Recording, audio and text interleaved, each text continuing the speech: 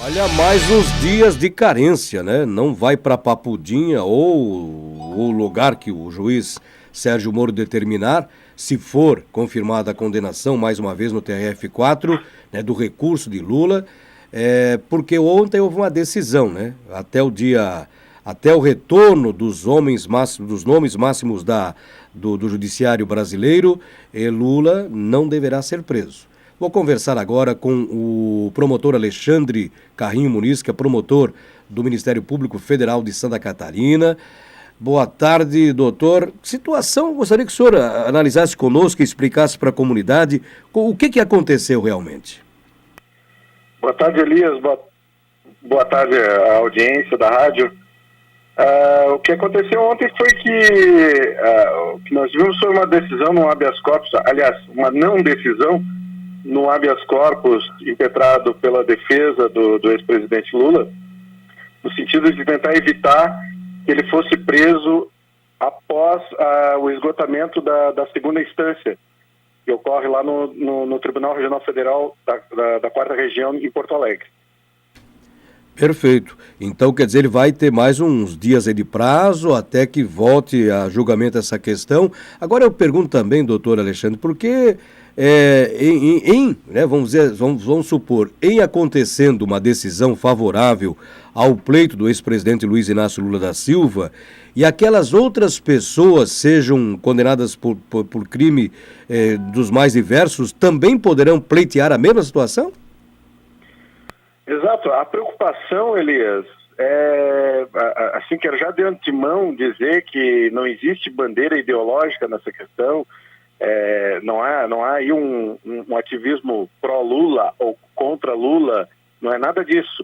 A preocupação maior que existe por parte assim, da comunidade jurídica é no sentido dos reflexos que isso vai causar. Porque você tem que tratar todo mundo da mesma forma no processo em situações semelhantes ou iguais. E aí o que vai acontecer? Se o Supremo retoma ou reverte aquela jurisprudência que ele já fixou em 2016, isso vai acabar trazendo prejuízos de enorme monta para toda a sociedade.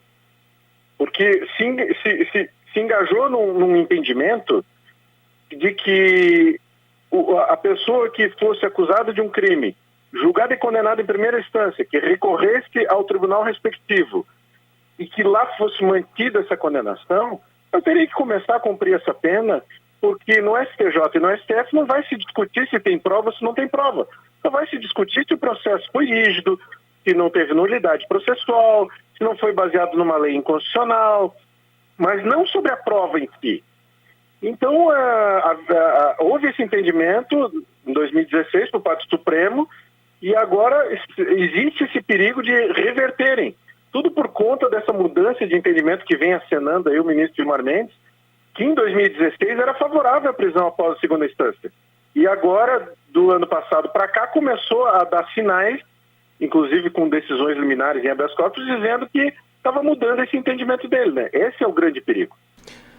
Eu gostaria, doutor Alexandre, porque a gente entende assim, né? E aí o senhor, como promotor de justiça, o certo, o correto, o ideal, pelo menos, para o cumprimento verdadeiro da lei, não seria a pessoa condenada, levada para a prisão, aí se quiser recorrer, recorra, mas lá da prisão, preso, né? E não solto, esperando que aconteça até o extremo dos extremos para ser confirmada a prisão ou não? Não seria mais ou menos isso?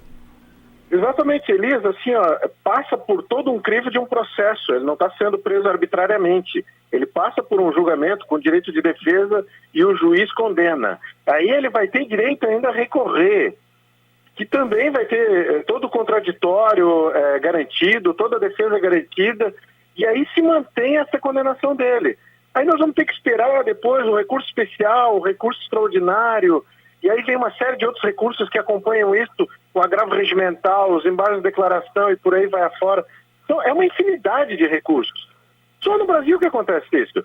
Se você pegar, por exemplo, países da Europa, muitas vezes, já na primeira instância a pessoa é condenada, ela já vai presa, com direito a recurso, mas ela já vai começar a cumprir a pena. Nos Estados Unidos também, decisões do Tribunal do Júri nos Estados Unidos, quando é condenado, ele já sai da sessão preso. podendo recorrer, mas, no entanto, já começa preso dali em diante. Então, é uma versão, me perdoam a palavra, mas é uma versão muito tupiniquim essa nossa, de querer esperar que todos os recursos existentes no nosso ordenamento jurídico, e acredito em mim, é uma infinidade, são muitos, querer esperar pelo esgotamento de todos os recursos para daí prender alguém. Isso só vem confirmar e oficializar de que a justiça realmente é só para quem é pobre, quem não tem condições de bancar um advogado, para que possa recorrer de algumas sentenças. Porque o pobre, por menor que seja o crime, está na cadeia, né? Perfeitamente, Elias. Porque o que acontece quando o Supremo pega... Vamos fazer uma hipótese aqui, um exercício de hipótese. Vamos supor que o Supremo diga o seguinte: olha, só pode prender após o trânsito julgado na acepção literal da palavra, ou seja, quando acabar o último recurso lá em Brasília. Quem é que vai ter garantido isso? O pobre, que vai ser assistido por um defensor dativo ou uma defensoria pública que é muito competente, mas ela vai ser criteriosa na hora de definir se entra com recurso ou não?